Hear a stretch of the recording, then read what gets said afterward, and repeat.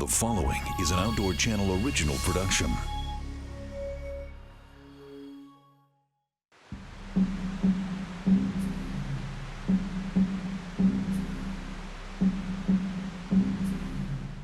Montana, big sky country. Protecting this rugged wilderness is a brave group of men and women. These are the Wardens, dedicated to the preservation of the last best place.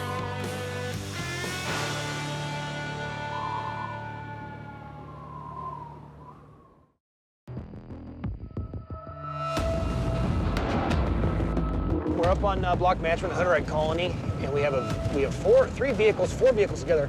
Now we're coming, and they're leaving, which makes me a bit nervous. I don't like that. I don't like this at all. Slow down, boys. It means you to stop.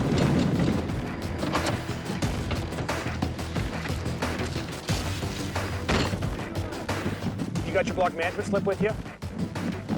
The signing slip? You haven't signed in yet. You haven't signed in yet? Okay. How come you haven't signed in yet?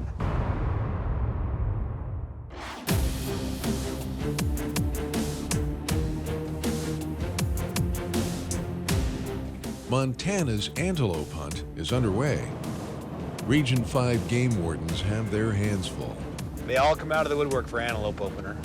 Montana State Game Warden Nick Taylor patrols massive sections of block management land, private property open to public hunting. This is the busiest time of year in this warden district is an opener of antelope. One thing that you have to realize and be completely honest with yourself is you can't check them all. You can't catch them all. And so you got to do the best you can.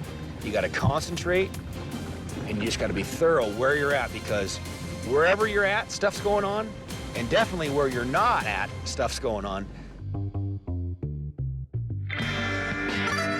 This block management that we're on right here, right around 1,000 hunters a year come to this ranch and hunt.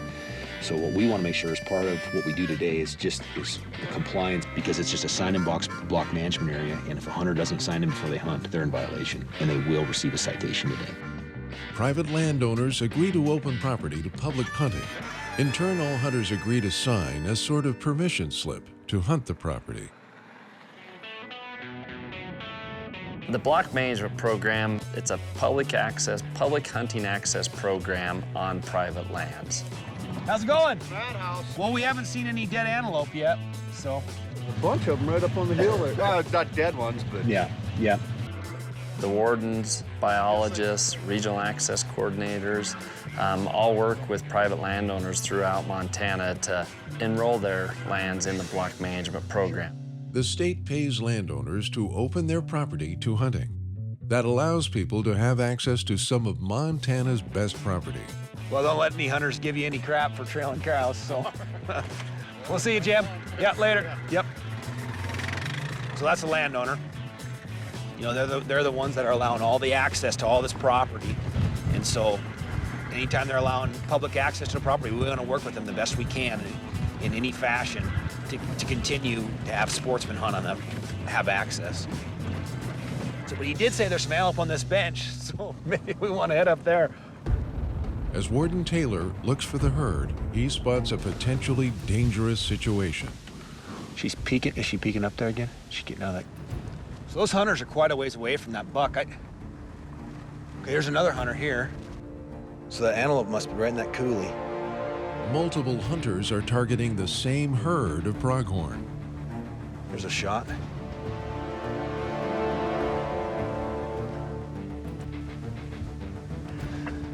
There's a group of about 10 antelope right here that are about boxed in completely. Suddenly, 7 shots.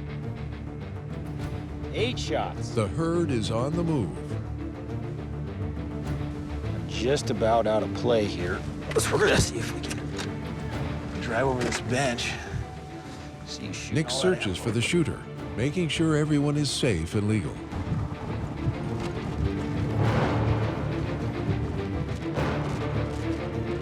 He spots the hunter.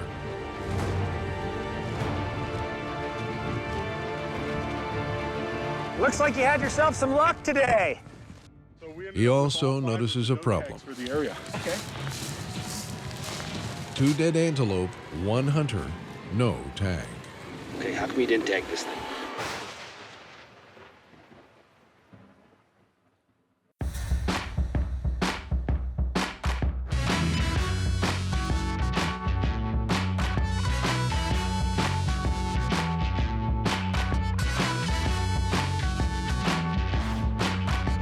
State Game Warden Lee Burrows patrols Montana Region 5. He checks on 3 hunters, accessing a piece of private property open to public hunting. Got an antelope, and so I'm just gonna wait till they get back to the vehicle, and then we'll just check, make sure they validated their tag, make sure they have permission from the landowner that they know where they were hunting. Looks like somebody had some luck, huh? You got a antelope. Nice. Yeah, nice one too. Good. So your very first antelope, huh? Yeah, she's 12 years old. Good. So how'd the hunt go? A lot of time, a lot of hands and knees out there. So you put the sneak on them?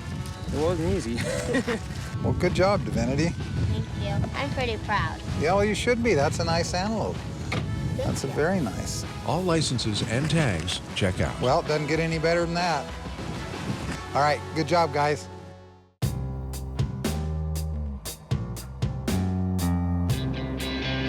FG4952 on Region 4 digital. Meanwhile, fellow Region 5 Warden Nick Taylor keeps an eye on a piece of block management land. One of the most important things a hunter can do when using these block management areas is make sure they read the rules and regulations. Some areas only allow certain species. Some may limit whether you can shoot a buck or a doe or a cow or a bull. Landowners can set the access rules for their property, but hunters must follow the law of the land. Warden Taylor confronts a hunter who might not have followed the regulations. So the little buck is back over there. Okay. Kind of in line with it. Okay. The warden checks both harvested animals. He sees a problem. It definitely wasn't. Can I see your tag there? Yeah, absolutely. Too often, hunters do not properly tag harvested animals. Instead, they hold on to their tag in hopes of shooting a bigger animal. So when about did you shoot it, Richard? Say, it was probably about 7:15, right in there. 7:15, 7:20. Okay. Okay. Well, right now it's about 9:45, 8:45 right now. Okay. And as you see here, this tag says you got to tag this thing immediately upon kill. Right? Yep. Okay. How come you didn't tag this thing? When I was just working on that one, I was coming over to do this one. Okay. Well, I tell you what, we take this tag immediately upon kill very serious. Once you have an animal down, you have to tag it. We've been down the road for over a half hour watching you, okay? And being that these animals are in such close vicinity, this animal should have been tagged, okay? Yeah. Okay. So today, we do have a violation, okay? And I am going to address the violation with a citation, okay? And I'm also going to seize the antelope. And I know this upsets you, No, it's. but I just can't have it, Richard. I just can't have people not tagging critters. I really struggled issuing a citation and seizing that antelope from that guy. The challenge is that you know you might be dealing with a good person, but they've committed a crime, and you need to address it for a couple reasons. I need to be fair to everybody I deal with. Everybody deserves a break, but everybody also deserves to be held accountable for their actions. And I need to be consistent. I'm gonna be parked over there. I'm gonna take this with me. I'm gonna issue a citation. Warden Taylor issues a $135 citation and confiscates the animal. The meat from confiscated game animals in the state of Montana are taken to a butcher. It'll be butchered at probably a reduced cost with the local butcher, and that meat is distributed throughout the community in the food bank network. Here's your copy. So, yeah. All right, well, enjoy your trip here in Harlow. Yeah. Okay. We'll see you, Richard. Almost immediately, the warden spots another group of hunters and another violation. This will prove to be a busy day for the wardens.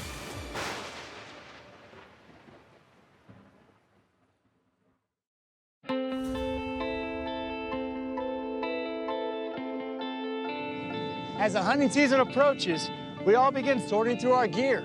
One item that all big game rifle hunters have to have: is 400 square inches of hunter's orange. Hunters view hunter orange the same thing as bringing a knife or a rifle when they go hunting. It's sort of part of the outfit. People mistaken a hunter for game is one of the dominant causes of hunting accidents. And so if hunters are required to wear hunter orange and are visible, those rates of hunting accidents decline. Beginning in 1936, Montana required hunters to wear an article of red clothing. But due to an increase in hunting accidents attributed to the low visibility of red, Montana moved to the current hunter orange requirements in the early 1970s. During this transition, people questioned the validity of game's optical awareness towards hunter's orange. Humans have a 3-color vision, which allows us to see various wavelengths in the light spectrum. Ungulates have a 2-color vision. This enables sensitivity towards shorter wavelengths. Therefore, out in the wild, a human's perception of hunter's orange is more distinguishable than big game. Recent studies have found other fluorescent colors, such as pink, to have a higher visibility than hunter's orange. But who's gonna wear it? Winston Greeley, out among Montana's fish, wildlife, and parks.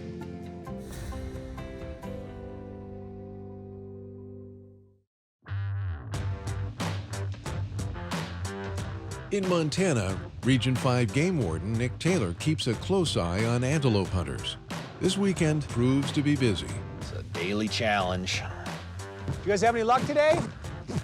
Last year I checked 2 Canadians from British Columbia with antelope on their bikes. In half a day's work, the warden makes contact with more than 50 hunters. It's another day in the life as a Montana game warden.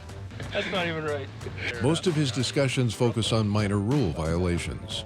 Not just the males you need to keep evidence sex on. All of them you need to keep evidence sex on. I'm just gonna write you guys some warnings. And these are the kind of guys that you tell them once, these guys aren't gonna have a problem with this again. So I'm certain of that. All right, guys. Okay, hey, Nick. Have a safe trip. See you guys.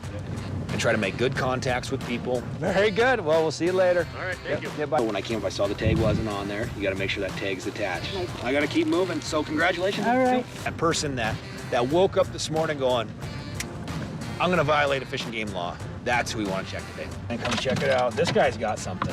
What are you laughing at? Whatever. You can't check them all. You can't catch them all. Violations are happening everywhere. You just gotta concentrate where you're at, not constantly thinking where you're not at. After lunch, the warden spots hunters driving on state land. In Montana, state land is off limits to cars and trucks. We had just gotten a pursuit in the stubble field on a piece of state land, and this pursuit went much longer than I thought it would. Much earlier actually, I initiated my takedown lights in my patrol vehicle, and I remember the chase. The pursuit proceeded through several coulees on kind of some grassy knolls off the grain field, the stubble field. What is going on? All right, so these guys are on the state land right now. That means you gotta stop.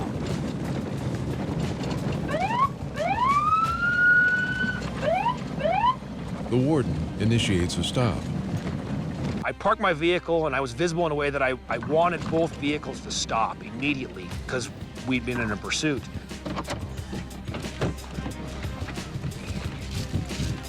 How we doing?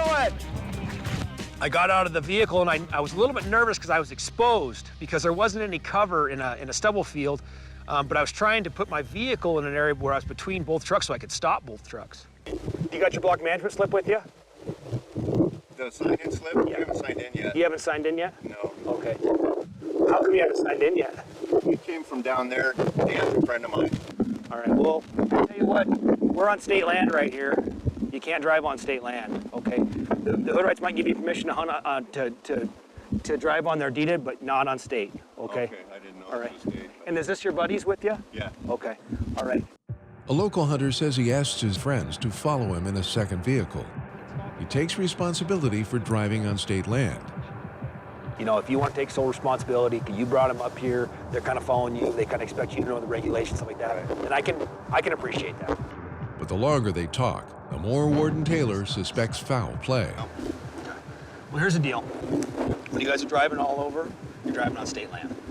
The warden checks licenses and notices the men have only antelope tags, but they admit to hunting birds. When you say you have an upland bird license and you don't got one, we got a problem. So they were not completely honest with us. The warden hands over 2 tickets for hunting without a proper license and 1 for driving on state land. Total cost, a little over $400. Hopping back in his truck, Nick notices a missed Tipmont call. Tipmont, this is Lori. Hi, Lori. This is Nick Taylor, game warden in Harlowton. I think I just missed a call from you. You did? Nick talks to dispatch at Tipmont, Montana's turn-in poachers hotline. Witnesses to violations can call the phone line 24 hours a day. Jumped out, shot 3 of the 4 antelope, threw them in the truck, and they took off. Can we get somebody headed that way? I got a white Chevy and I got a license plate coming out of Haymaker. So it sounds like these guys kind of did a dash and grab, shot a bunch of antelope and loaded them up whole and took off. Hopefully they pulled off somewhere and they're gutting them. Warden Taylor calls for backup. He phones nearby sheriff deputies to help search for the truck. Officers cover local roads hoping to spot the suspects. We're going to a call and we are running code. We do have our red and blues running. But one thing that you always got to remember as a law enforcement officer is to just be safe and never endanger somebody else on the road. Oh, we got a white truck right there. Way to go, Sheriff. What do you got? They're claiming they were up on Olson, said they did everything legal, they got everything they're supposed to have, everything's tagged. I have not checked tags. Okay. I'll move out of the way and let this outfit tonight. So tell me about the interaction you guys had with the other individual. He came up after we shot and said that was pretty unethical shooting from the road and dropping 3 antelope. And I said, we didn't drop 3. But I shot 1 and he shot 1 and there's still 1 out there. These hunters say they broke no laws. Warden Taylor isn't convinced. So it sounds to me like at the area there should be some brass still there. Does that sound about right? Sure there is. Yeah. But what I do need you guys to do is help me out a little bit. We need to return back to the kill site and see where these antelope were shot. Okay? So if you guys wouldn't mind turning around, I'd sure appreciate it.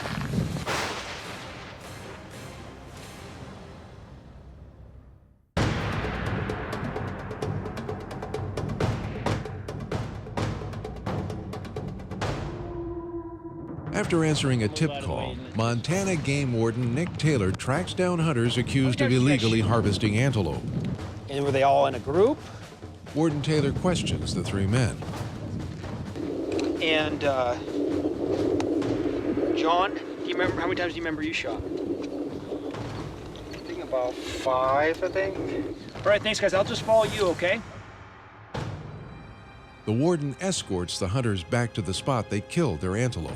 Taylor hopes evidence might clear up this case.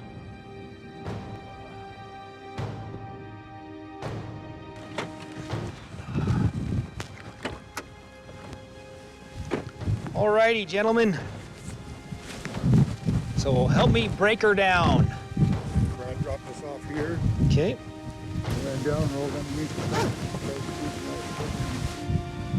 Okay.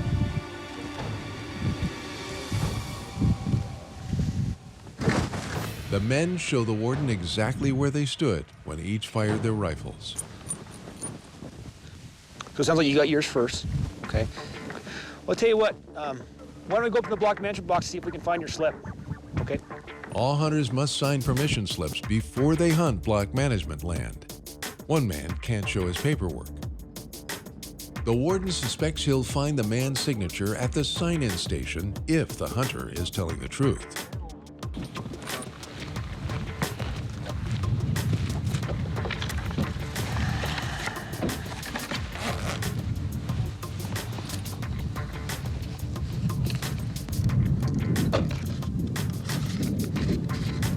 Donald, I'm not seeing it in here. What? So here is let me show you. No, there was two books in here. Right there. Dawn. I got it backwards. Yeah. I noticed that after I signed it there. First name's Dawn. All right. Name's Lesser. All right. You had me there. I was like, no way, I did. I remember doing that. Turns out their story adds up.